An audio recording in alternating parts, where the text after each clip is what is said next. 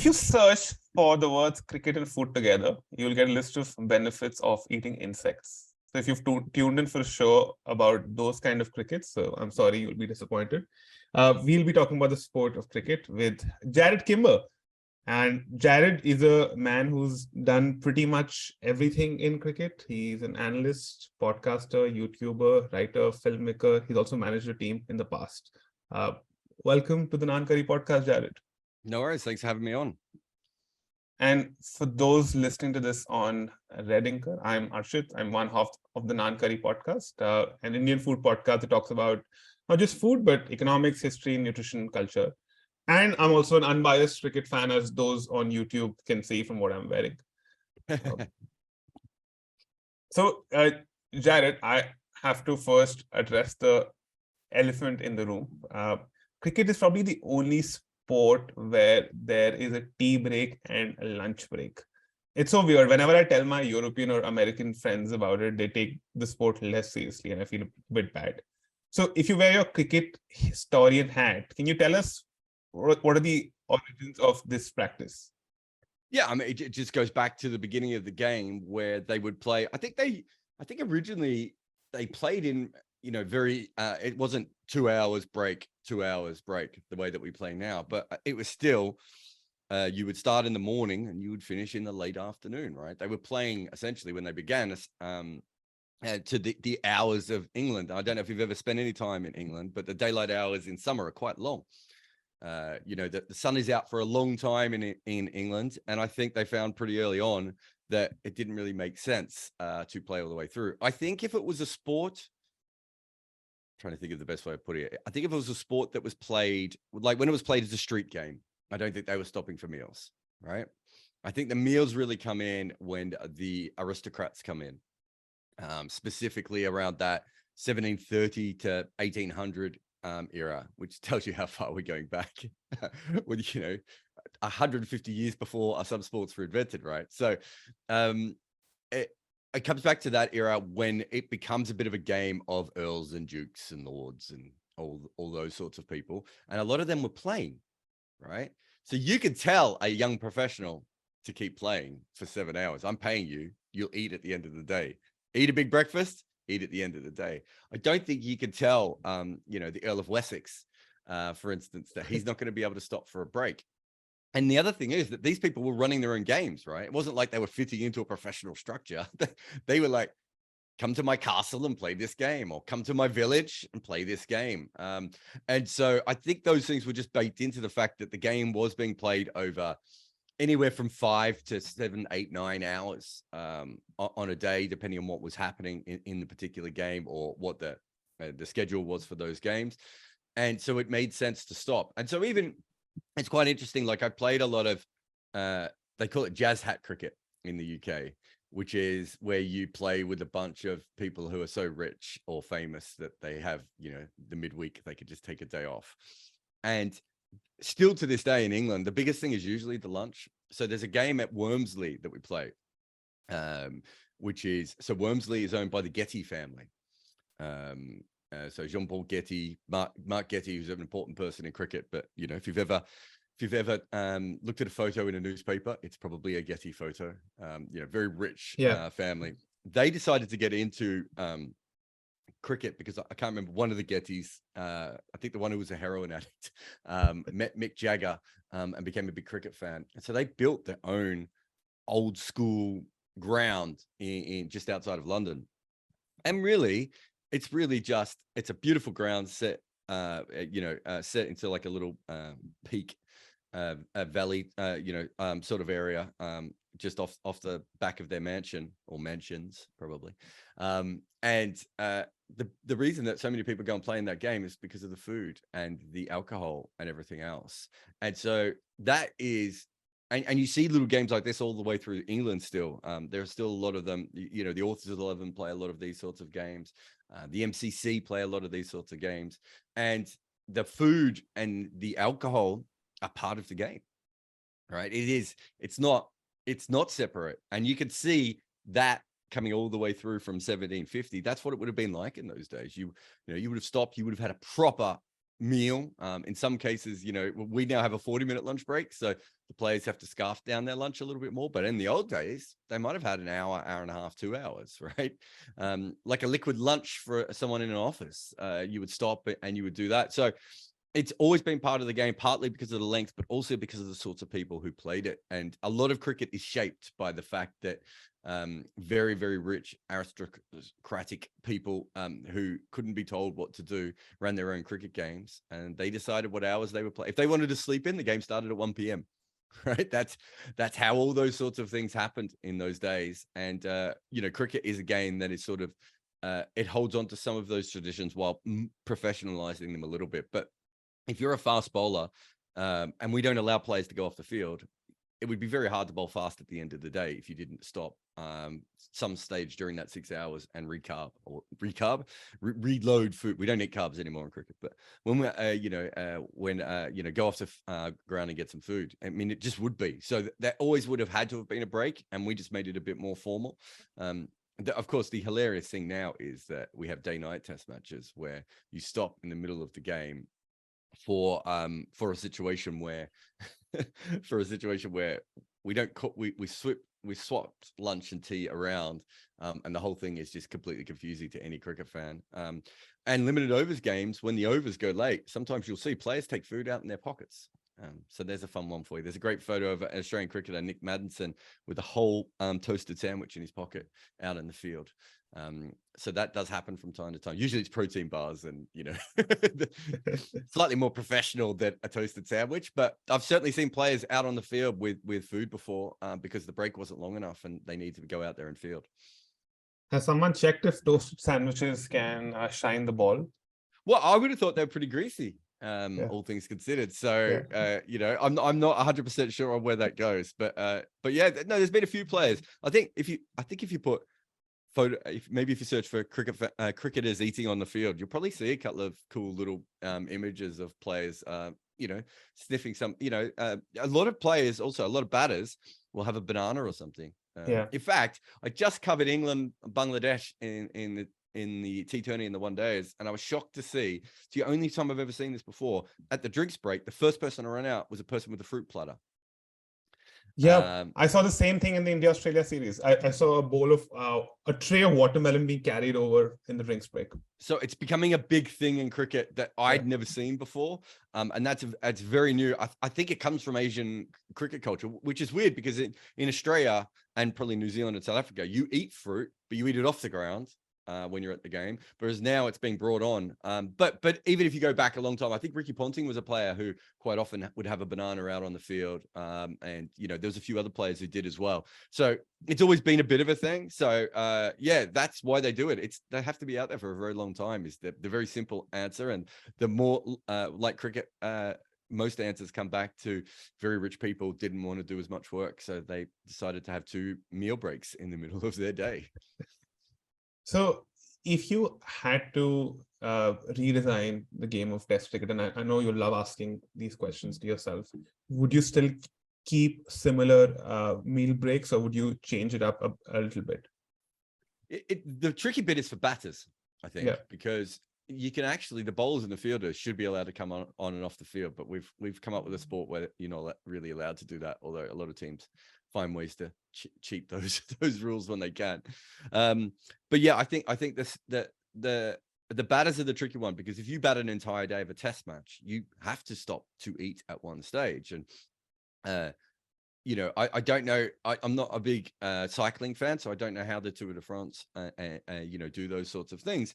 But I would assume that there are times at the day when they have to eat, or they can eat when they're out in the middle. That would be a little bit trickier for a test batter. But for everyone else, we don't really need the break anymore. A lot of the break is it's now. So this happens more in the Western countries, certainly England and Australia. Some of the other countries are a bit more flexible with this, but in England and Australia, there's so much corporate stuff that is done around the lunch break. Really? So you will see that the lunch break is quite often never moved. And that is because the chefs have got all the food ready for lunch for all the big boxes and everything, right, that they can't shift it around. And it's worth so much money to them. So if you think some of these boxes, some of these people are probably paying, you know, $20,000, $30,000, $40,000 for a box for 1 day of a test, or Wow. you know, if they have it for a year, maybe it's a little bit different. They get a discount, or if they had it for 5 years, but they're spending a lot of money. They've got private catering, and there's all these chefs. There's usually one head chef, and there's a bunch of different chefs around the ground who are basically making decisions, you know, as you would, you know, it's no different than catering for a wedding. If someone suddenly told you to do the wedding, had to move by an hour, you'd be like, no. The food goes here at this time, especially, you know, again, you know, we know that with Asian food, you can probably keep it in pots and everything and tiffins, and it's fine. Whereas, you know, that maybe doesn't work for a steak. Well, it certainly doesn't work for a steak, and maybe doesn't work for a lobster and those sorts of things. And you'd be shocked to know that's the sort of thing they're doing. So it is. That lunch is now, especially at the major cricket venues, a very big part of how they sell that to corporate clients, and it's a huge thing. So much so that, you know, in places like Adelaide, which has brilliant food, places like Lord's, have a look after lunch. The crowd is smaller, right? People don't even come back. You know, there's one of the places where I get a very special lunch is every time I'm at the MCG, they allow me to have one dinner at the at one of the fancy areas of the MCG, which is, I think it's the committee room that I get to go into. And even if the test match is really close or exciting, you've got waiters bringing you beer, right? You've got a 3-course meal. The food's incredible. All the plates are, you know, monogrammed with the MCG logos and all this sort of stuff. There's even a toilet at the committee room where you can have a wee and watch the game at the same time. Wow. It's very hard to drag yourself back to the press box and cover the game, right?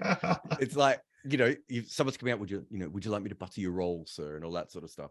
So if you think of those corporates, that's what they're having, and you can imagine what. And it is part of the entire thing, right? Of the fancy food, the cutlery, a lot of those. This isn't in every ground in the world, but there are a lot of grounds that have what they have is like a viewing area for the corporates. You know, usually on the second or third row, and then at the back they have like a dining table, right? And you know, you have your own personal attendant who helps you out and everything else.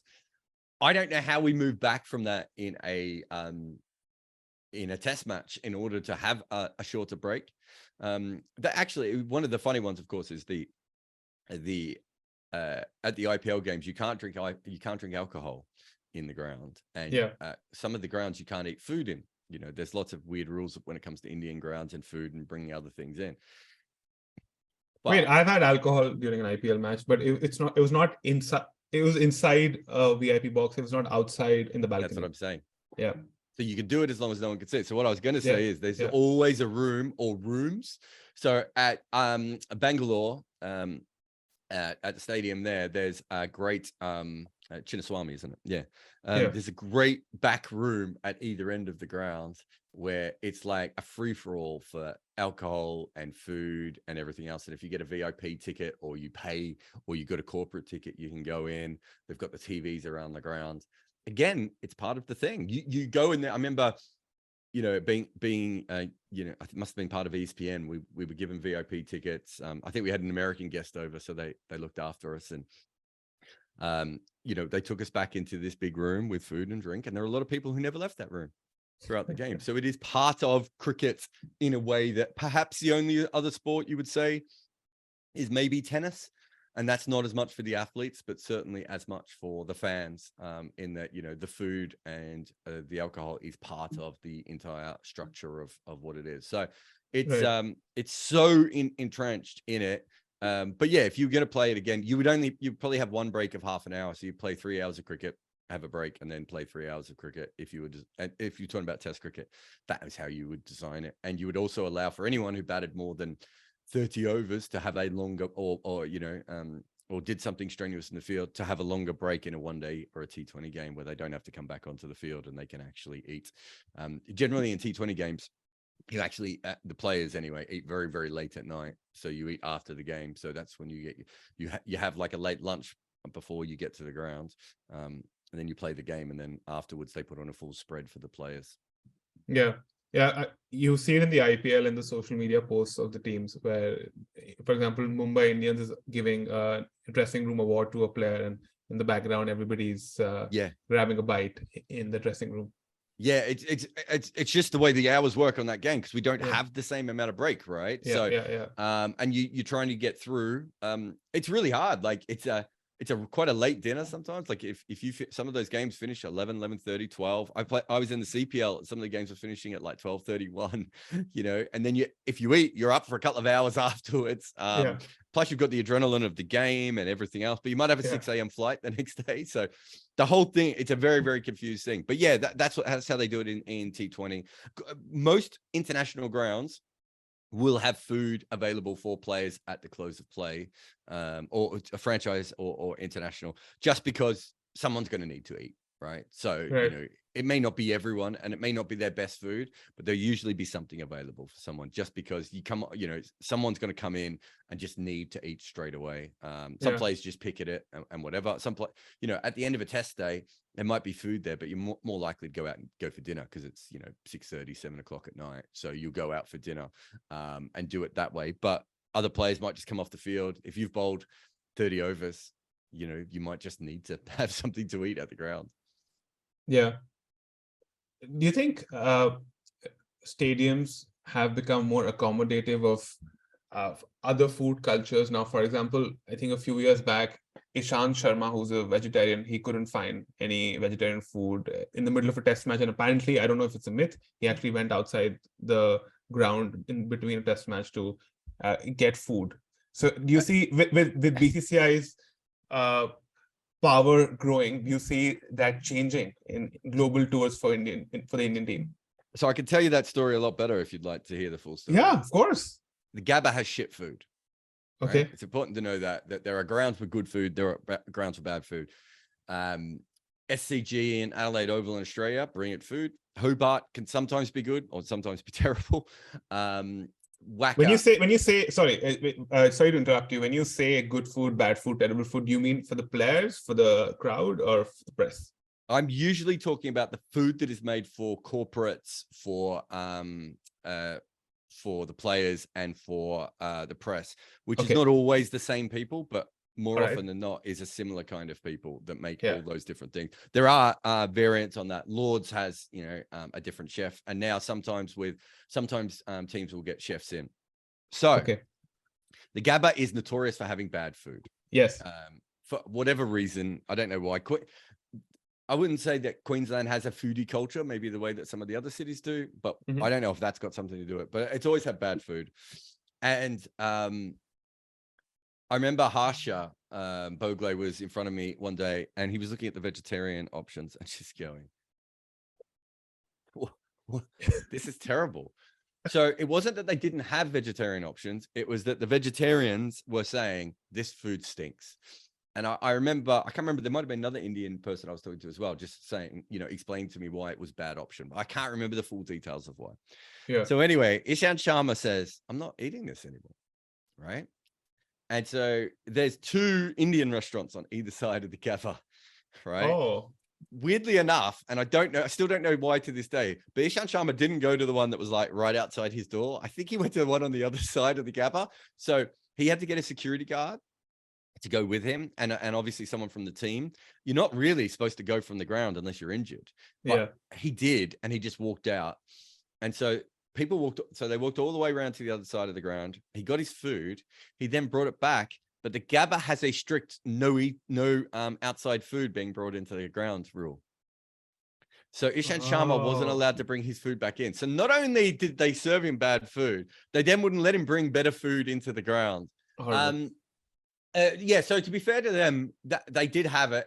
That from there on in fact, quite often they will get a, especially for Indian tests, and I'm not sure if they've ever done this for Pakistan as well, but I know for Indian tests at times, they've actually got the Indian chefs, an Indian chef who has served the Indian team before to come over and make the food the way that they want it, rather than doing a Western version of Asian food. But last time, I don't know if it was last time or the time before, the Indian players still complained, and Cricket Australia were like, it's your chef. Like, it's literally a chef that the BCCI suggested. Like, what more can we do at this point? So are you talking about Sandwich Gate? That recently happened? No, Sandwichgate was something else, but actually, it was involving Sandwichgate, yes, but it was more than that. They were complaining about the quality of the food altogether, Okay. and there was certainly a chef that came over. No, there's been some really embarrassing ones over the years. Bangladesh under-19 team to New Zealand, and they were offered ham sandwiches, which you can imagine with a largely Muslim team probably didn't go down particularly well. There's been a few versions of that, variations on a theme of that. Again, there certainly have been international grounds where there's been no vegetarian option. That's not something that happens anymore just because players all from around the world are vegetarian. But before, when it was largely India that were vegetarian, everyone else wasn't, or the option of a vegetarian is a potato. Right. There's certainly some cases of that before. It's a lot different now over the last few years. As I said, Australia getting a chef from India. You had England actually send through a dietary guide to Australia in 2013, 2014. You do get teams now that sometimes travel with their own chefs. Like England did. Yeah, England have done that. You have situations where quite often the teams will start to like the food from a hotel. And so the hotel chef will be seconded to the test match for the period of the game. I think that's happened in Pakistan, but I think that's happened in India before as well. It might have even happened in Australia at one stage where the chef was so good at a particular hotel. It happens more in Asia because, as you know, some of the chefs at hotels in Asia are, ridiculous. Those 5-star resorts are the best chefs in the country already. That's a little bit different from what you get in other places. But yeah, those sorts of things happen. But teams are just a lot better now at asking for what they want. And that was one of, I'm not forgiving the news. I think it was down in Hamilton or somewhere, probably slagged off the Hamilton, but I was somewhere down there. But if you're a team and you have dietary requirements, you shouldn't be waiting to see what is served and then complaining, right? Like if there's a player, I'm trying to think. There's been a couple of vegan players from outside of Indian teams. Like the opposite, the people need to know, right? Like you need to know if someone's got a nut allergy or any of these things. You have to be quite strict. And I think beforehand it was more you would turn up and then you would work it out on your own. Things are certainly changing from that aspect when it comes to teams, partly just because dietitians are involved right now. And so, if you look at that 2013, 2014 list of that England sent over, that was like, it was at the height of the superfoods fad, right? So everything was it quinoa? Is it quinoa? Quinoa. Is that what's Quinoa and kale and every green superfood that you could think of was like in that list. And that's very different to Shane Warne making a joke about going to India and not being able to eat the food, and baked beans sending over a pallet of baked beans to him, which apparently Shane Warne they had nothing to do with, right? They just turned up and he just took a small wedge of it for himself. And I think the rest was given to charity.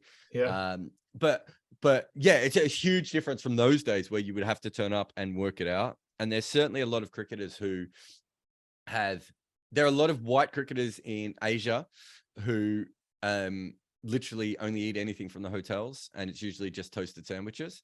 And there are a lot of Asian cricketers who also don't, who bring food in from home, from the hotel, because they don't know what they're going to get at the grounds. So those are the things. In 2023, that shouldn't be happening anymore, but certainly throughout the history of cricket, that's quite common that people would do that. I've seen a few players when I first started. I'm trying to remember if I might have been on the Sri Lanka tour. There's a lot of New Zealand players. They would go out and they would eat their breakfast, and then they would grab just all the fruit from the fruit display and take it to the ground, just because it was a bit of a random venue. I can't remember where we were. We were in the middle of where the Rajapaksa is from, where he built one of his new stadiums, I think, the former prime minister or president of Sri Lanka. And it was a beautiful stadium, but the facilities weren't particularly good. They didn't really think about all the other things, and obviously they may not have had the world's best chef. So the New Zealanders they just picked up as much fruit as they could, took it, and they would take it to the ground every day. And if there was a problem, they at least had fruit. Right. And there are certainly a lot of journalists who've done similar things like that. Even, as I said, it's not just in Asia. It's like, South Africa is famous for having terrible food at cricket venues.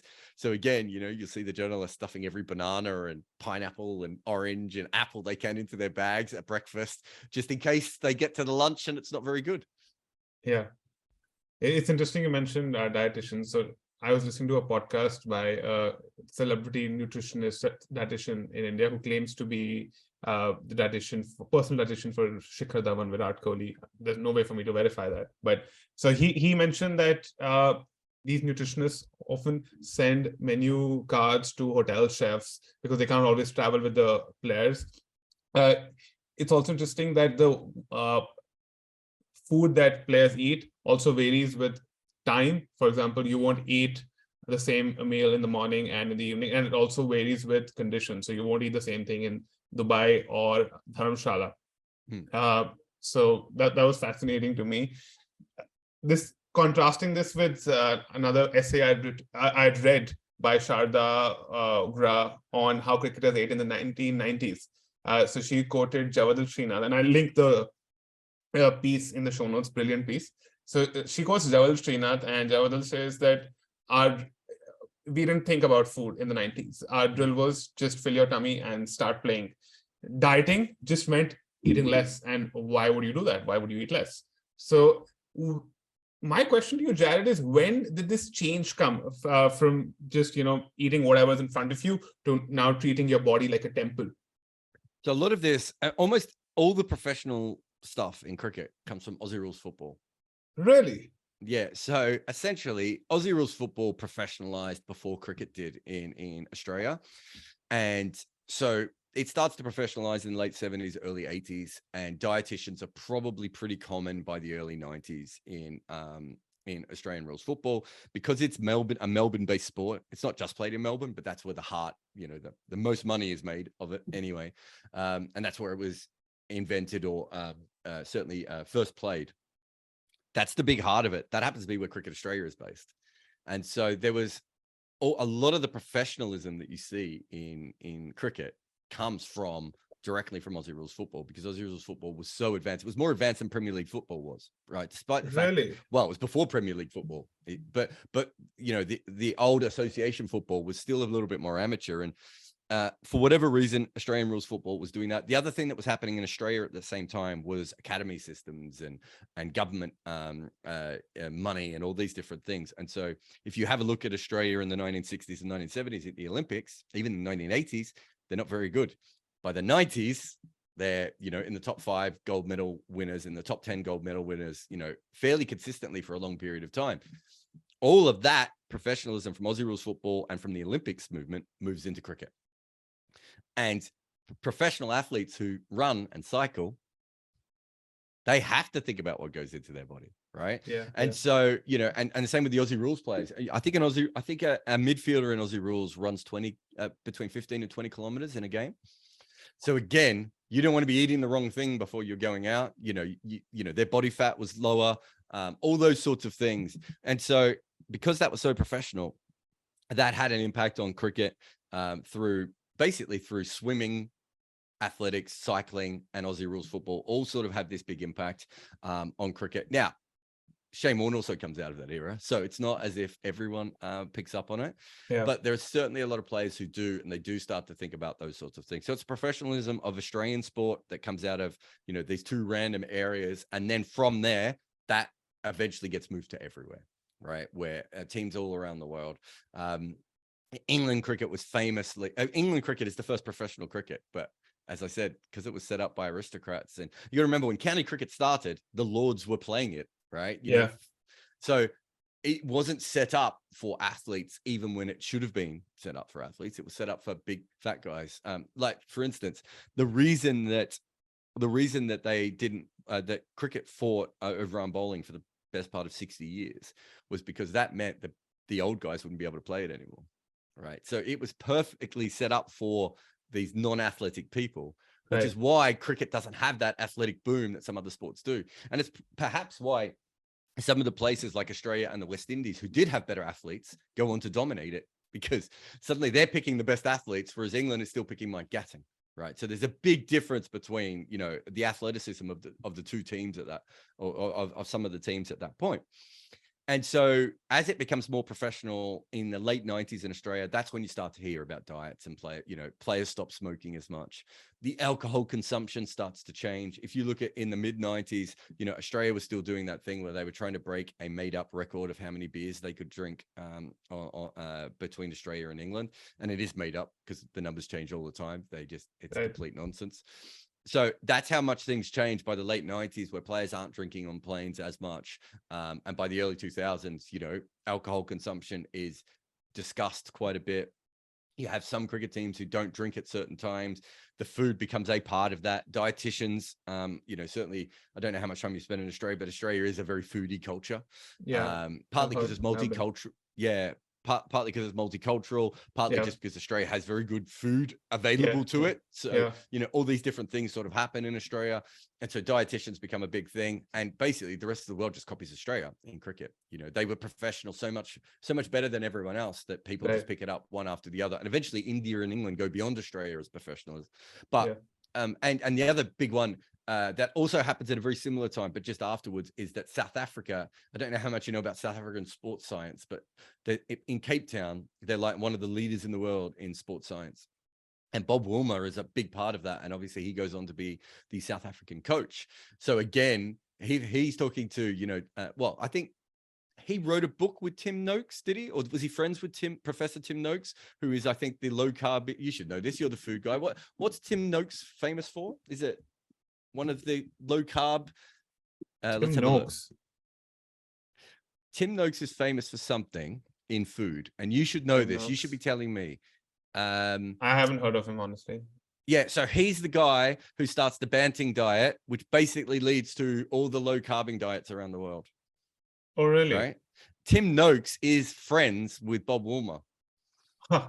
Right. That's because everyone in South Africa, everyone in Cape Town involved in sports science, they all know each other. So there's another one, a Professor Ross Tucker, who's another famous sports scientist. Yeah. They know each other. Right. Right. Dr. Cheryl, is it Cheryl? Cheryl Calder.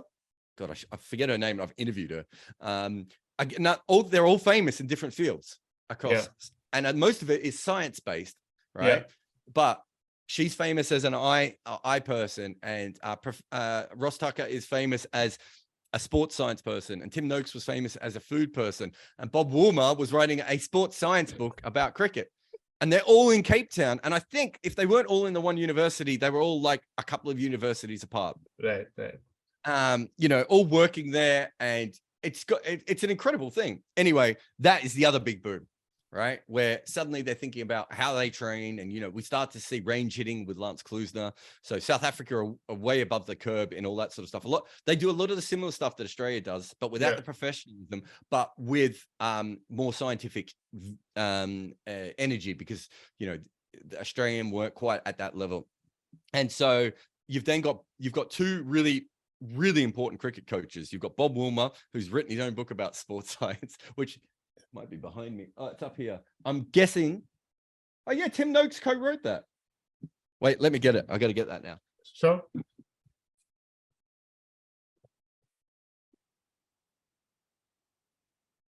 That's a fact one. So here you have one of the people who literally changed the way people eat all around the world, writing a cricket book with Bob Walmer. And my guess is that somewhere in here there is, and I think I have it so big, as you can see, it takes me forever to flip through it, but I'm pretty sure there is a section in here on diet. Right, like it really is. Cricket techniques, thinking cricket. 526. If you're at home and you've got your Bob Walmer book here, page 526 is probably where you have a look at something when it comes to all that sort of stuff. So it tells you how much things were changing at that point. And I think there's some good stories here about some of the old cricketers and how bad they ate. I'm going to get this book. Yeah, it's great. It costs a fortune, and you will need a very strong bookshelf. It is ridiculous. It's the best book ever written on cricket, and they're more romantic books and more beautiful books and everything else. That's high opinion coming from you. Yeah, there's no book that changed cricket more than this one did. CLR James wrote some incredible books, and obviously there's been some brilliant ones written over the last couple of years. But this is an actual one that changed cricket on the field. Right? And so it has the biggest impact that cricket's ever had. It's, it's a bit dry. I'm not going to pretend that it's not page turner, but you go to the areas that you're interested in and suddenly you're just lost in this other world. Yeah. Those are the two things. And we have Bob Walmer coaching. We have also John Buchanan coaching in Australia. Yeah. So John Buchanan is another, sports sciencey type of guy. Gives his player The Art of War by Sun Tzu, and all these sorts of random things to fire players up, and was the first coach to really bring data into international cricket. Really? And so at that stage, that sort of, I don't know, 1998 through to 2004, 2005, things change a lot, but it's still not that much. It's not as professional as it should be all through cricket. For instance, I can't remember what year this was, but I think it was around 2018. Chaminda Vas became the bowling coach of Sri Lanka. And the first thing he did was he had a look at all the diets of all the players. And he said, yeah, this is all wrong. You guys aren't eating enough protein. If you're going to bowl fast, you need protein. And so that's only a couple of years ago. And I'd be shocked if that isn't the case. There's also, to go back to our man, Tim Noakes over here, when I first started in cricket, bowlers especially would eat an absolute ton of rice and pasta before big bowling days. Whereas now cricket is very much a low carb, protein based sport where players don't eat as much carbs as they used to, because the current science tells us that carbs slow us down. And that's not what you want from your fast bowlers. Yep. And there was this, I don't know, I still don't think it's a myth, but there was this idea that Indians don't produce fast bowlers because our fast bowlers are vegetarian and Pakistanis eat a lot of meat. So they have that's better certainly fast a myth. bowlers. I think that's a myth. I think we can safely say that Ishant Sharma was bowling over 90 miles an hour for a good period of time. And him not eating meat didn't affect him at all. Peter Siddle, we also have Peter Siddle, who mid-career stopped eating meat, and his paces didn't change all that much before and after. So he became a vegan, I think, as well. No, it's a myth. The protein is important, right? Yeah. It's a fast twitch thing, but it's not. I don't think it's as important as perhaps other people think it is. I think if you have a look at the reason why Pakistan has had fast bowlers and India didn't, I think you'll find the proof is more to do with the pitches than it is to do with anything else. And we've certainly had, in this era of having a lot of Indian fast bowlers who are still vegetarian a lot of the times, I think it would be hard pressed to say that it is something that that actually matters. And we're also seeing now cricket is becoming vegetarian on purpose, right? So, this has happened in Asia and in non-Asian countries where players are picking later on in their career to go vegetarian. I'm trying to think. I remember Adam Zampa went vegan for a little while as well. Virat Kohli. Virat Kohli is the famous one, but there's someone else. So there's a couple of players now doing those sorts of things. And the big one first was, the first movement I saw was the non-carb people, and then the second one was the vegetarian. So we've certainly had those two things happen of recent times. And look, it follows the fads of what's going on in the world sometimes as well. Yeah, there are lots of stories about Indian cricketers coming from vegetarian backgrounds, but starting to eat chicken for nutrition purposes. I can think of the example of Sehwag, who's mentioned openly that Sachin convinced him to start eating chicken to get more protein, and he was a vegetarian. Chicken in cricket is even vegans eat chicken in cricket, right? Because I don't know what it is, but I think it's a Western thing, Jarrod. Indians don't consider chicken.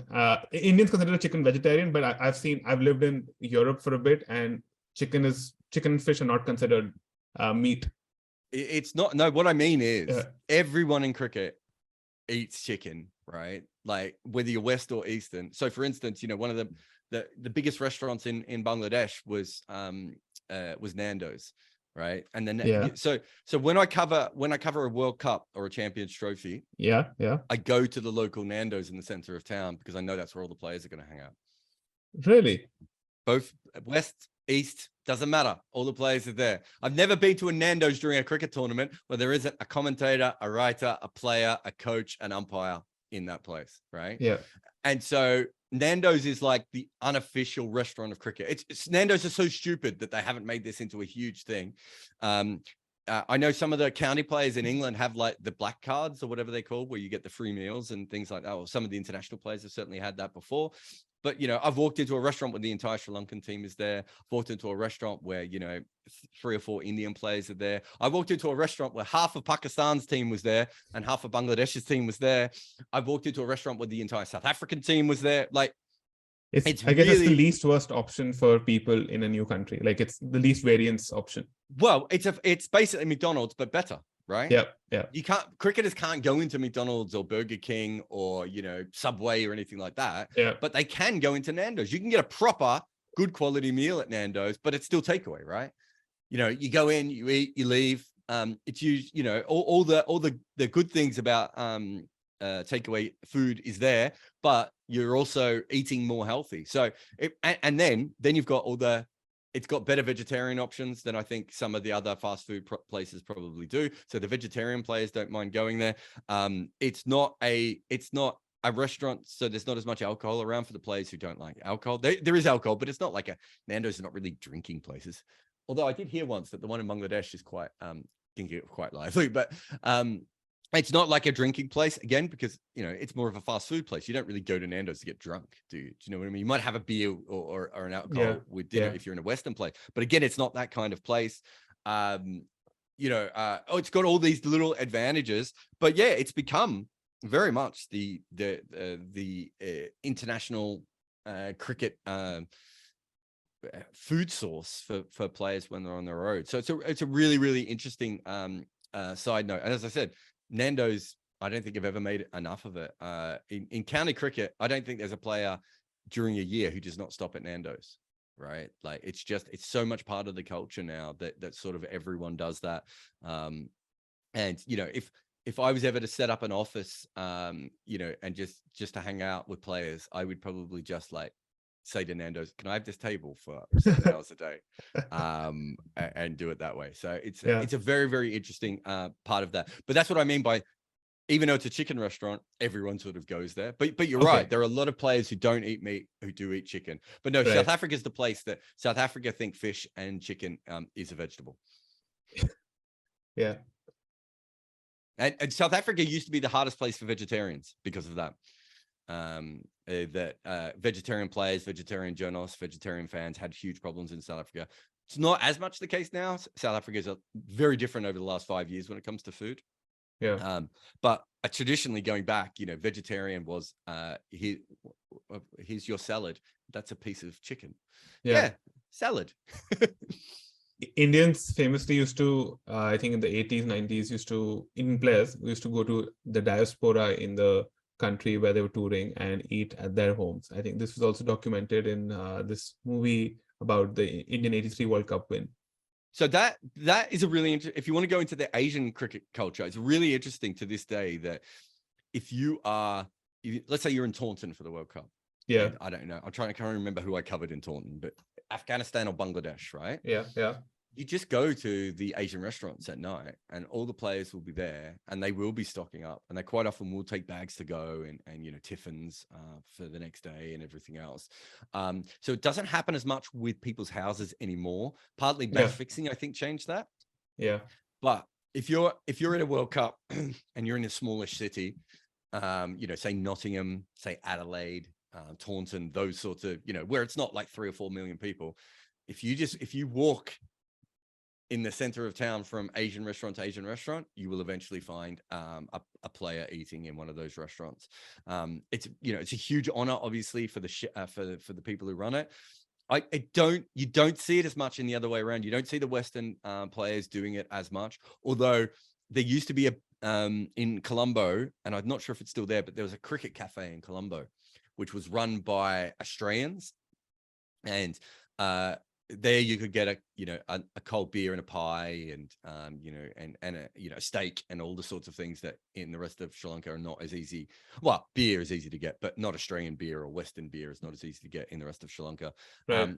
And I remember covering, must have been a World Cup, and I was there and I went to watch, because it was an Australian cafe. I went to watch the Aussie Rules there. Yeah. And like the Australian coaching staff was there, a couple of players were there. And so it doesn't happen as often, but there are a couple of places around. It used to be that the Australian players would sometimes go to the walkabout hotels in England, which are again Australian themed restaurants, but they're usually horrendous places. And these days the Australian players skip them. I think, is that where David Warner tried to punch Joe Root? I think. They skip them a bit, but in the old days you would get stuff like that. But it's really prevalent with the Asian team still, of going to a local restaurant, getting the food, taking the photo, getting the photo up on the wall, getting looked after, and then your family gets looked after, right? Like it's a huge thing. So that still happens, but not as much with the houses. But there are certainly people around the world that. It's a big problem when it comes to match fixing and everything else at times, where you certainly have this thing of there are maybe too many people involved with international cricketers. And there are certainly still happens to this day, but it's not as bad as it was. Yeah. Jarrod, I have to ask you about alcohol. So in the last few years, nutrition science, to the surprise of no one, has spoken about how alcohol affects physical performance. I have witnessed it myself. I stopped drinking and I'm much better at the gym. Now, we've established that players now optimize their diets and lifestyles to have elite bodies to endure the stresses of cricket and also maximize their performance. Despite this, I've noticed there's a very prominent drinking culture in teams like Australia and England. As soon as a match is won, beers are out on the ground. And you've spoken about partying with the Australian players also in the past. Do you see this culture changing given the opportunity costs of players having very fit bodies? Or do you think players can, balance performance with drinking? I'll tell you an interesting story. This isn't quite about alcohol, but it follows the same thing. Whereas a friend of mine who's a former cricketer, he retired from cricket and he'd never done any drugs because he obviously was terrified of, doing that. And within the space of about a week, he did cocaine, marijuana, maybe ecstasy, right? Yeah. He was, he's a 35-year-old man with kids, right? But he'd never done any drugs. Yeah. And he didn't really know how to take them and he didn't handle it very well. We are now starting to see players do similar sorts of things with alcohol as well, where they don't take it through in their career. That certainly happened more in the West. Whereas it's almost the opposite is happening in Asia because drinking culture is such a major part of cricket that Asian players, it's quite famous that the most pious Asian players still drink alcohol. There are some that don't, of course, but the Pakistani team, alcohol, cocaine, marijuana is like a fairly part, 80s and 90s was part of their thing, right? It's a bit different now, obviously, with testing and everything else. There are a lot more players now from places like Australia and South Africa and England, which are and New Zealand, which are the main drinking cultures in cricket, who don't drink as much. I know a lot of West Indian players as well who are not drinking. Mm-hmm. It's a lot less. But what you get now is it's better for their health, but then they have this other thing where they sort of become like binge drinkers. So they don't have one drink at dinner, right? Yeah. And they don't have a couple of drinks after the day to relax. But then at the end of the test match, they drink like 25 drinks. And I've been out with them, as you said, I've been out with a few of the teams when they've been celebrating. They're terrible. Like they drink like they're in the hangover, right? Like it's nuts. And I'm thinking, so you haven't drunk for 7 days, but now you're drinking 7 days worth of alcohol in one moment. How is that any good for you? And so I think there needs to be a balancing act with that sort of stuff. I would say if you look at the numbers and, you're much more into food and everything else, but I don't know if this is the case in Asia, because I kind of feel it's the opposite in Asia, but in the rest of the world, most people under 30 drink less than they used to, right? So younger people now, so my dad, he'll be listening to this, but my dad, the only time he doesn't drink alcohol on a day is when he's got like an ear infection or he's got to go have a surgery, right? He has a drink every single day, usually 2, maybe 3. Even my mum would drink 330, 340 days of the year, right? I can go a month without drinking, 2 months without drinking. And a lot of even younger people than me don't drink that much, right? And so I think that is coming through the cricket. Have a look at the Australian cricket team, even the South African cricket team. This is not the cricket. This is not Brian McMillan and David Boone, right? Very different kinds of people are playing cricket now than were 20 and 30 years ago. Alcohol is no longer the center of their universe. What they do want to do, though, and this is sort of where what you're talking about comes back, is they certainly want to celebrate victories. It's a big thing in cricket of celebrating victories. It's one thing that we can do in cricket that we can't do in other sports. It's very hard if you're a basketballer or a baseballer or Premier League footballer to celebrate your victory, because in 3 or 4 days you're probably playing again, or the next day, well, baseball, double header, you might be playing 2 in the same day. Yeah. Test matches, there's usually a minimum of 3 days break. And sometimes there's a 7 days break. Sometimes you may not be playing for another 2 months.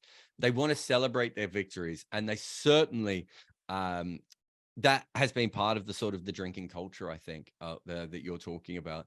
But I would say in general, players drink 70 to 80, maybe even 90% less than they did a previous Western players or non-Asian players. Asian players probably drink more than they ever have before. Yeah. But that might be up from a very small amount from earlier.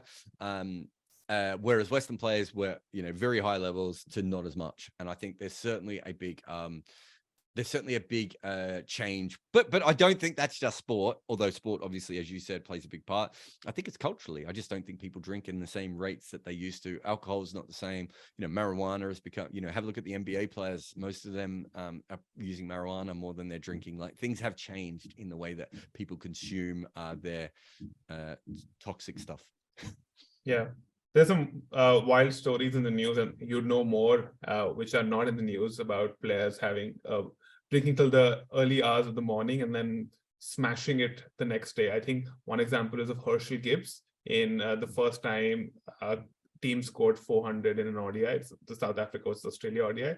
Another example is of, I think, KL Rahul, when he smashed 100 in the US against West Indies after having a very late night with alcohol. Is that very common? It was in the old days. It's not Okay. as much anymore. You got to remember, it's a bit like Michael Jordan and the scars, right? Like, you watch The Last Dance and Michael Jordan's having a cigar every 5 minutes. Modern players are looking at that going, what? But they don't realize that half the players were smoking back in those days, and they were all drinking. They were all going to casinos and everything. And so, there was a couple of players who took fitness very seriously, but not everyone did. There's one of my favorite stories is, I think Mike Gadding was caught cheating on his wife, and the BBC did an interview with Garfield Sobers going, "Isn't this disgusting? The England captain cheating on his wife." And Garfield Sobers was like, "What are you talking about? I was out to 7 a.m. every night drinking rums, sleeping with hookers," right? Said that on the radio. It's one of the best moments of broadcasting cricket ever. That was a big thing. Ian Botham, but I was going to say, Ian Botham's a perfect example of someone whose lifestyle ruined his cricket. Ian Botham could have gone down as one of the top 5 best players of all time, and he doesn't, because he wasn't fit. He was drinking. He wasn't sleeping. All the things he shouldn't have been doing. He had a great life. He probably had a more enjoyable life. But have a look at his numbers. After his early athleticism starts to fade, he's a pretty ordinary cricketer, and he shouldn't have been. He should have been one of the greatest of all time. And I think those sorts of stories do get passed around more and more as things are going on. But yeah, certainly that is the case. Even of recent times, I couldn't think of too many cases of recent times where a player would be up until dawn and play. There's a great story, and I won't say the player because he's retired now, but I'm not sure how public this story is. But there's a great story of a player in county cricket who was a big international player who turned up to the ground at 9 a.m. Having not been to bed, drinking all night, went out to bat, faced a couple of balls, played and missed at one by about this much, and walked. Just pretended he went out because he didn't want to bat. So there's some great stories like that. There's, vomiting. Freddie Flintoff and Steve Harmison tell some great stories about, that era is not that long ago. That's only 10 years ago. It's really not something we see much anymore. But certainly, back in the day, drinking all night into the next day wasn't particularly seen as that bad. There were certainly players who wouldn't do it, but the idea that you might get drunk during a test match and stay out to 3 or 4 in the morning wasn't enough to ruin your career or anything. Whereas if you did that regularly now, you'd have to be AB de Villiers or Andre Russell to continue to get picked. In fact, a lot of the West Indies boys, they would be closer to some of the players who still party the longest. Also, West Indians keep different hours than other players.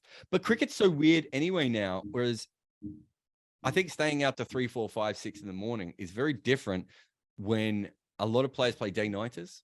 Yeah. If you finish, I remember talking to the early IPL players, and they were sort of saying, I was saying, you guys, what are you doing? You keep getting caught up in these problems. Like, yeah, go to bed. And they were like, okay, so we finish the game at 11:30. We get a bus back at 12:30. We get something to eat around 12:31. We've played a game. The adrenaline's going through us. If we stay up for 2 hours, we're already in the worst time of the night. And I think there's certainly a big, that's certainly something that you see a lot, where a lot of players, even when they're not drinkers, are staying up too late after those day-nighters. And it does, you know, what's the old rule? Nothing good happens between 1 a.m. and 5 a.m. You know, there are things that happen even when those players don't drink in those hours. But certainly that the stories of players staying up all night and drinking and playing, they finished a good few years ago. And now if they're told differently. They're now told of, can you believe this guy did this? Rather than before it'd be like, hey, listen to this legend. You know, he was up all night, didn't sleep at all, and then made 200 the next day. It was really common. I would say county cricket's one of the last places where that's probably seen. Was it Brendan Taylor woke up in someone else's car? You know that story, the Zimbabwe captain? Yeah. You know, played a game, got so drunk, went home, thought he was in his car, accidentally broke into someone else's car, and that person in the morning came in to find an international cricket captain asleep in their car. Wow. Jarrod, you've covered a lot of matches. Have you ever been drunk on the show? As a journalist, yeah, definitely. Journalists generally just maybe less so now, again, with the generational change. I mean, I've probably written articles when I've been drinking before. You know, quite often what happens at the end of a big test series or a World Cup or something, alcohol will be provided for everyone kind of at the ground, especially if it's like there's nothing they can do with this alcohol that's not going to stay fresh until next year and they don't have any events coming or whatever else. And so I've certainly done that before. When I first started, I think the 10-11 Ashes, we had a fridge in the press box at Adelaide with beer in it all the way through the test. And I wouldn't say I was drunk, but I was certainly drinking. And in those days, I think it used to be pretty easy to get alcohol in the Lord's press box in those days. Now again, it's not? Special events. Sometimes it gets, a sponsor might bring some alcohol in. You might have a wine tasting in some places. You got to remember a lot of these smaller venues, they're trying to impress you, right? So you get someone like Adelaide and Hobart. Some of the New Zealand grounds can do this as well. They'll have like a wine tasting or a whiskey tasting halfway through the game because it's some local company that they want you to tweet about or put up an Insta about or whatever. So sometimes you get that sort of stuff. I wouldn't say drinking and working is as much a part of the job as when I started. When I started, most cricket journalists were really, really heavy drinkers. That's not really, I've got a few friends that don't drink at all. And, probably, I think we might have one big night during a test. And usually it just depends, but it's certainly not the drinking culture that I came into. So even but I just think society's changed when it comes to alcohol. I don't think that's just certainly in the West, I don't think it's as big a deal as it was in the old days. I agree. Let's talk about food inside stadiums. So you had spoken about Gabba and the MCG. In India, it's everybody knows the food inside stadiums is horrible, at least for regular ticket holders, not in the VIP box. The VIP box is still has alcohol and special catering, but for regular fans, the food is horrible. You get, for example, I'm from Delhi, and in the Arun Jaitley Stadium, you get fast food pizzas at like 4 times the price of what you'd get them outside, and they're cold. You get snacks like samosas, but again, 6 times the price, but they taste horrible. But the Arun Jaitley Stadium is actually one of my favorite going to a match at the Dhananjaya Stadium is one of my favorite food experiences. Why? Because outside the stadium is Old Delhi, and Old Delhi has some of the best food in India. It has some of the best biryani, kebabs, uh, butter chicken. It is where butter chicken was invented, or chicken tikka masala. It's called in the UK. In fact, I did an episode with Himanish Kanju, who's your who you've also invited on the Red Ink earlier. And he's a Delhi food romantic, and we were just talking about going to the Kotla and going to different places in the morning before a match and after a match, and it's one of my favorite food experiences. Like if the Kotla or the Arun Jaitley Stadium was in another place in Delhi, I probably wouldn't go as much for the matches as well, because the food inside is horrible. So coming to my question, you spoke highly of the MCG. Would you say it has the best food in the world for a stadium? No. So the MCG, that's when you go in the committee room, but you only get invited in that once. So MCG food's pretty ordinary. MCG is one of the few grounds in the world that does a very good tea spread. So, okay, it's a long day for everyone. For everyone. Yeah. Well, I mean, so the MCG is the food options. I grew up at the MCG. The food options were pretty bad. Over the years, the food's got a lot better there. It's always overpriced. There's no ground in the world that doesn't gouge you on the price. Yeah, doesn't matter what it is.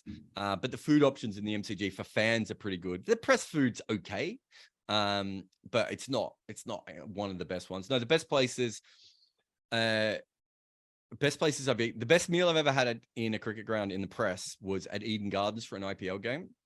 And so what happens when usually when I'm there covering in Asia covering a game, I'm there with the Western team, so Australia or England more often than not, and so they dumb down the food a little bit.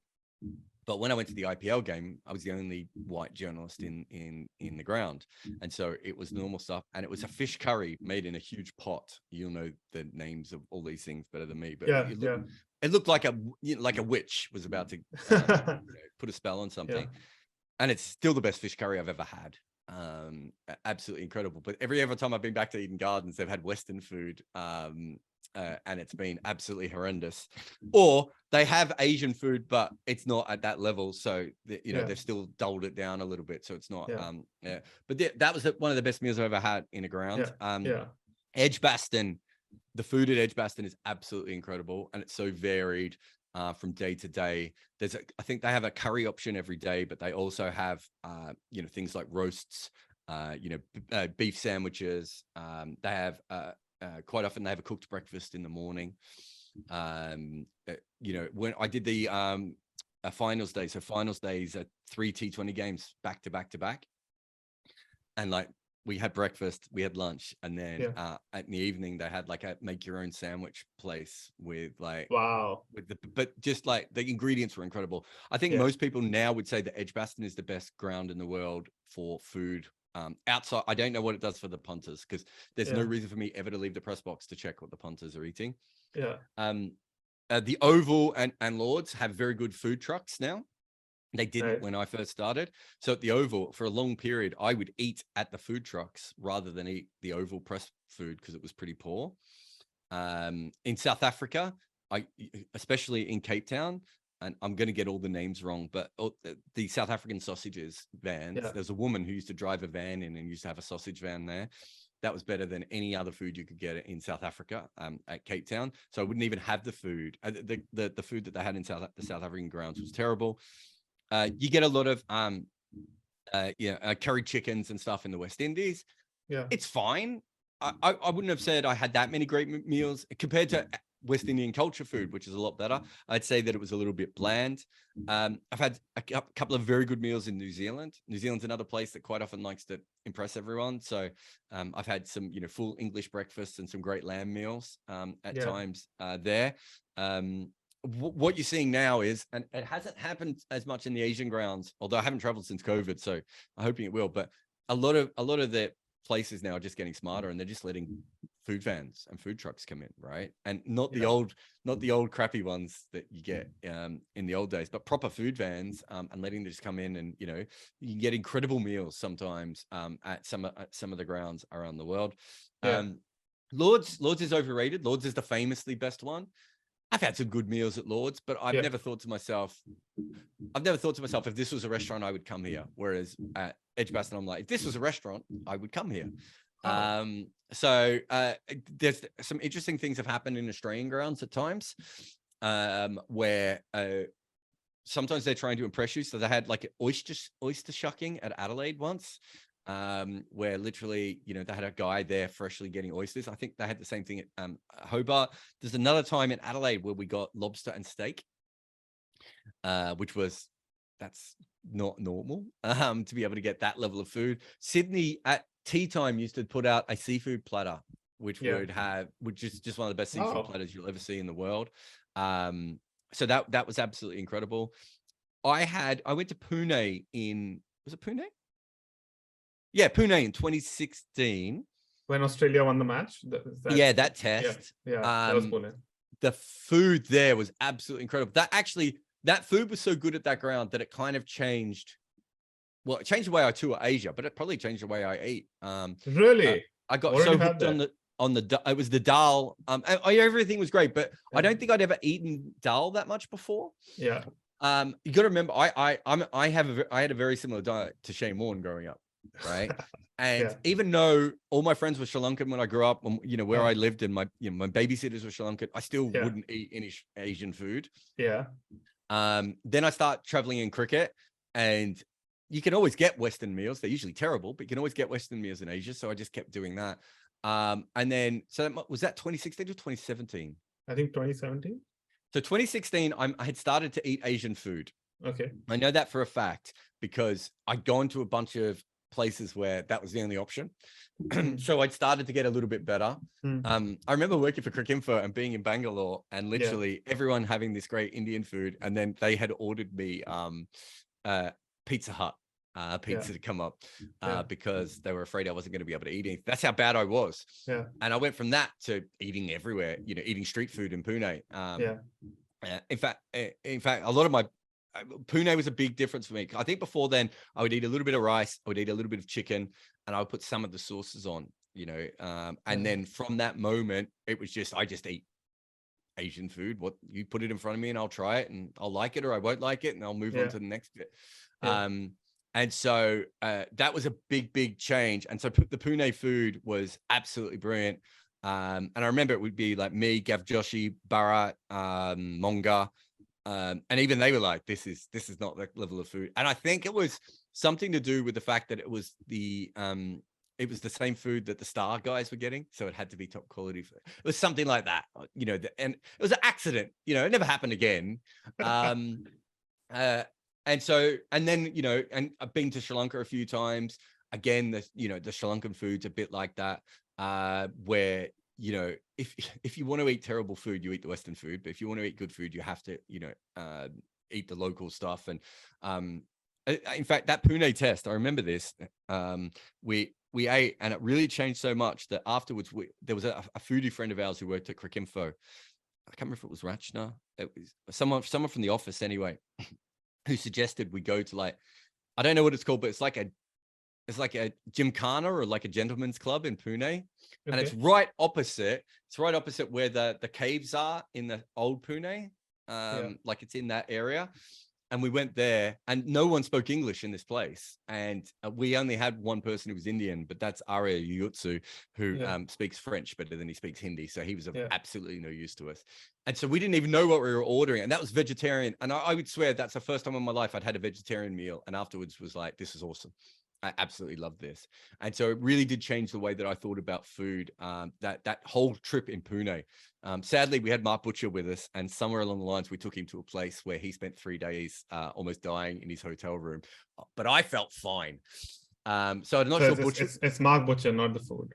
Yeah, I'm not sure that Butch will ever come out to me and to a restaurant. Although I did get him to a great burger place in Kandy, which was so cool that afterwards I met Kumar Sankarkar and I said, have you been to the burger place in Kandy? And he was looking at me like I'd made this place up. And we had to show him photos of the burgers in Kandy. And he's like, I'm from Kandy and I don't know about this place. And we were telling him it's opposite the HSBC bank. It's up on it's awesome. You have to go. Anyway. Yeah. So yeah.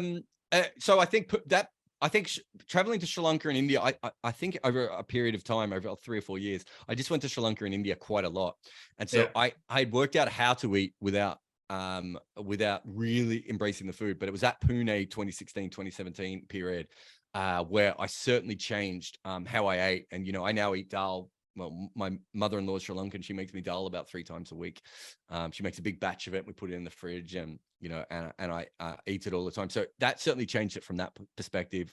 You know, my kids all eat curry and everything, and you know, we have a local Himalayan restaurant, and we have a local Indian restaurant, and we sort of go between the two depending on what we want, and you know, all that sort of stuff. So things that massively changed things. But I tell you a very funny story about food and cricket.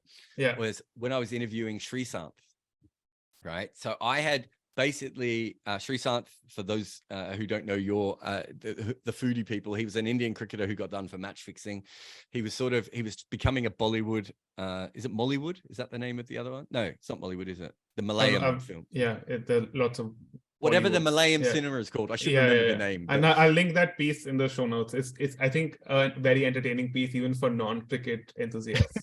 And so he's a bit of a nutcase, and I somehow conned him into letting me stay with him and hang out with him for a couple of days. And and he had made out, he's tried to big dick me a little bit, you know, people want to talk to me all the time, Jarrod, but I'm going to let you. And then I realized that wasn't the case at all. He's absolutely desperate to have me there. And his wife had made a full dinner. And it was like literally Sreesanth, her and me, the biggest dining table of all time. There's 3 of us there. And the food was from one end of the table to the other, right? Yeah. And she made 3 chicken meals. And she made, so far left was the chicken meal that her and Sreesanth were going to be eating. In the middle was like one, if I was a little bit adventurous. And then at the end was the Western chicken, right? That probably had the least amount of spices she could put on a chicken meal. and she told me this, and she was like really honest, that she was like, you know, and if you don't like spices, this one, and this is the one we're going to eat. And I was just like, that's really thoughtful of her, Jarrod. It was incredible. She was such a lovely woman. Just a very, very, very not like a player's wife. And I don't mean that in a bad way either, but you know, players' wives are all very similar, you know, very well put together and very professional. And, you know, they all look like they could host a TV show at a moment's notice. She just looked like a woman, like a normal woman, very smart, you know, but, you know, very different. And she's put this incredible meal together for me. So I ate all 3 chickens because I was like, I want to know which one's best. I don't want to end up not doing that. But yeah, so I think it was that Pune test really did change the way. And the interesting thing about that Pune test was so, you know, in Pune, it's got, I forget the name of the road, but there's a road that goes to Mumbai, and basically 24 hours of the day, it's 5 lanes in either direction, and the traffic never stops. It's the Mumbai-Pune Expressway. That's it. Yep. I was staying on one side of that, and on the other side of the road was a Pizza Hut and a bar restaurant, right? And so for the first 4 days, I was trying to cross the 9 lane, and it's still the worst road I've ever tried to cross. And I've crossed Dubai roads. It's the worst road I've ever tried to cross, but that's where the Pizza Hut was, right? So I was like desperate. And by the end of that, I was just like, I mean, I still like to have a pizza occasionally when I'm, you know, or a burger when I'm in that part of the world. But the local food is so ridiculous that so Pune did change me forever. So thank you to the Pune caterer of 2017. In fact, the only thing I would say that really ruined it was the fact that the test match only went for about 2.5 days because it was such a ragging turner. And then by the end of that tour, we were in Ranchi. And I remember it was me and KK, Melinda Farrell, Aria was there. And we were staying in the middle of nowhere in this terrible hotel. And I do mean a terrible hotel. Like at one stage, I went downstairs and there was a dog turd on the stairs, right? And so I told the staff that a dog had come into the hotel and shit on it. And they were like, oh, of course. And then that night we came back up, and all they'd done is they put a piece of tissue on and just done that. And so the smear, terrible hotel. And so I'm going to go to the next part of the story, which was they had a chicken tikka meal. It was like a dry chicken tikka. It didn't have a sauce on it or anything like that. And the chicken tikka was so good that we never left that room. So we would order the food to come into our room every night. And all 4 of us were absolutely obsessed by, and I've still never had a chicken tikka anywhere near as this as good as I did in Ranchi, in this hotel room, which was not nice. It's not a good place to be. But we would eat, so we would just get all this food onto the beds, and like I think, you know, there were two beds in each room, and we like someone had to make their bed into the food bed. So by that point, I was just all in on that. So it really did change. It changed the way I looked at food. And it's not just that. It's like, you know, the Asian food is one thing, but also, you know, South African food is quite different to what I grew up with. West Indian food is quite different to what I grew up with. You know, so after Pune, you know, the ability to just go to a rum shop, a rum and chicken shop, and get a meal on the side of the road. The same with South Africa, of just be able to go, okay, you know, I've had Nandos. What's the real stuff like? Yeah. You know, what can you do here? All that sort of stuff. You know, it really did open up, but it took me a long time, just because I didn't have a basic, I didn't have like a white person's diet. As I said, I had like a Shane Warne diet, right? Yeah. Where literally I wouldn't eat anything at all. So to go from that to where I am now is very, very different. Either way, you know, my wife is probably very happy with the Pune caterer for how much it's changed how I eat. Yeah. You know who's not happy with the Pune caterer? Matt Renshaw, who had to famously run out of the ground, or run out of the pitch, I think, while batting, because he had to poo. I think it was Pune. You might be right. Yeah. Yeah. Actually, it might have been. Yeah. Look, the other thing is, we don't talk about this a lot. There's heaps of stories about white players going to Asia and having that happen to them. Yeah. The same thing happens when Asian players come to West. Yeah. Right. It's not usually as life-threatening. You don't get so the first time I went to Sri Lanka, I had a re-wedding ceremony with my wife's family in Sri Lanka. And I lost 25 kilos after that night. Really, really sick, as sick as I've ever been, completely ruined my holiday, couldn't do anything. I've never been sick again in Asia since. That doesn't happen to to the Asian players who come to the West, but you do get, I remember the Bangladesh team all got sick at one stage. You know, it's because you're eating bacteria that you're not used to, and you know, in different situations and all that sort of stuff. So your gut bacteria is not used to the local bacteria. Yeah. And so you know, I think traditionally it was seen as more of the Asian food. And don't get me wrong, I think if you look at some of the meals that the 80s cricketers were eating, it wasn't as clean as it should have been, and it wasn't as good as it should have been, and everything else, and things have changed. But a lot of it's just, you still see Asian teams come over to England and to Australia and sometimes get sick in the exact same way. And it's not talked about as much because it's usually not someone almost dying, you know, the Dougie Bollinger situation where, you know, he's said he might never eat in Asia again and all these sorts of things, but they definitely still do get sick. So it's certainly something that needs to, that doesn't happen as much anymore, partly because, as we said before, it's more professional now, and you do get, you know, better situations, and people do go out of their way to do the right things. You know, when I first came to Asia, like, people would say things like, you know, you shouldn't have ice in your drinks, and you shouldn't have salad because they'll clean it with the water from the taps and all this. My dad still says that you shouldn't have ice in the drinks at, like, if it's not a premium restaurant and you order a drink. That is very fair. In fact, that might have been what got Mark Butcher sick as well. But I don't drink ice in my Old Monk, or my what's the rum that they have in Sri Lanka? Oh God, I can't believe I've forgotten the name of it. But the Arak. Arak, that's it. Yeah. I don't have ice in those things, so it doesn't bother me. I prefer to have it a little, you know, feel the warmth of it a little bit more. But yeah, no, there's still a lot of people who do that, as you said, and especially I always think that now I feel a lot more comfortable with the local food than I do with the Western food, because sometimes you will get Western food where it's a chef who doesn't cook it very much, and they don't quite understand what they're doing.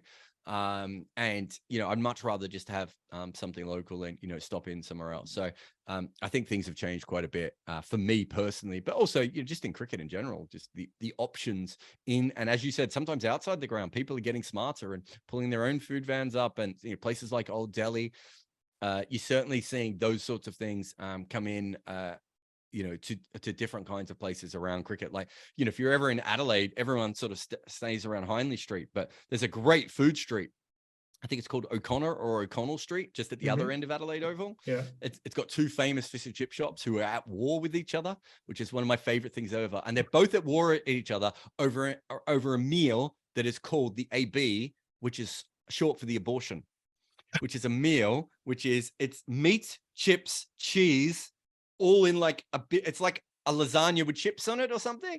Wow. It's absolutely disgusting.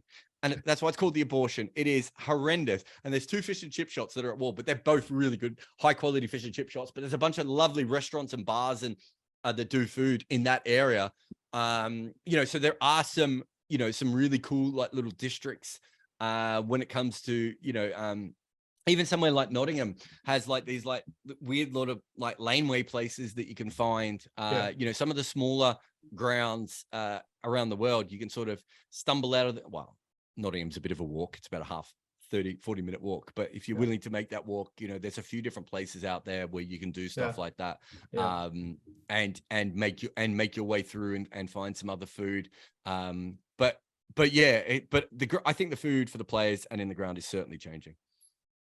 Superb. On that note, I think we'll call it a day, Jarrod. This was tons of fun. I learned so much. Often I do these podcasts to learn interesting things myself, and we just record it so that others can also learn along the way. I think I've given you every cricket food story I can think of, but I bet you if one of my friends listens, they'll be like, what about that time when this happened? I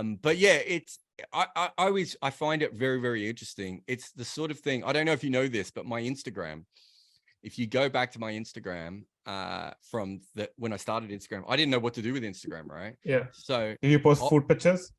Just from cricket grounds. Oh. So the first 300 photos on my Instagram are just pictures, and I have no interest in food, right? I'm not a foodie person. Yeah. I've become more so of recent times, as I said, but even then I'm not a massive food person. Yeah. The one thing I like to do, I've got quite famous with the TalkSport crew, is I love to find a cool restaurant in every place we go. Yeah. Find the best burger place or the best, pizza place or some, random, fusion place. But before that, I would just literally say to the person at the food thing, just put food on my plate, and then I would take a photo. So there's about 300 pictures of press box food on my Instagram. If you ever want to have a look at it, there's some ugly looking meals there, I can tell you that. Yeah. I'm going to go through that. But where can our listeners find you on social media? Just Google Jarrod Kimber. I come up wherever you need me. You're the boss. Unfortunately, I don't have that luck. So listeners can check me out on @TheHustling on Instagram and @BannedTofu on Twitter. Check him out. Go there. And look, I had a lot of fun, man. And next time I see you, meals on you. Done. Are you coming here for the World Cup? I don't know. I don't think so. I haven't been to India in a very long time. And so I would love to go back again. World Cup's great too, because you get to do all the city. So for instance, Delhi, you're talking about Delhi and the food. I don't know anything about Delhi and the food. I spent 2 days in Delhi, and one of them was on Holi. So the whole city was shut down. And so all I know is that the first day I went there, I couldn't breathe. And the second day I went there, it was lovely, but nothing was open. So that's all I know about Delhi at all. And so, as I said, I kind of know a little bit I know a lot about the beer cafes of Bangalore, and a lot about, the seafood in Chennai, and, seafood in Kerala, and the food in Pune. And, I know a lot about the town in Mumbai, because all my friends are rich Indians, so they don't leave the town in Mumbai. Yeah. But Delhi, I was like, nothing. I know more about momos in Dharamshala than I do about Delhi food. By the way, we didn't talk about that. Momos in Dharamshala is just on a different level. Absolutely brilliant. Yeah, it's a pity they moved the test from Dharamshala to Indore. Yeah, I would have been. I might have gone. Anyway, mate, I better go. But thanks for having me on the show. Thanks, Jarrod. And yes, whenever you're in Delhi, your next meal is on me. Done. Cheers, mate. Cheers, Jarrod. Thank you so much.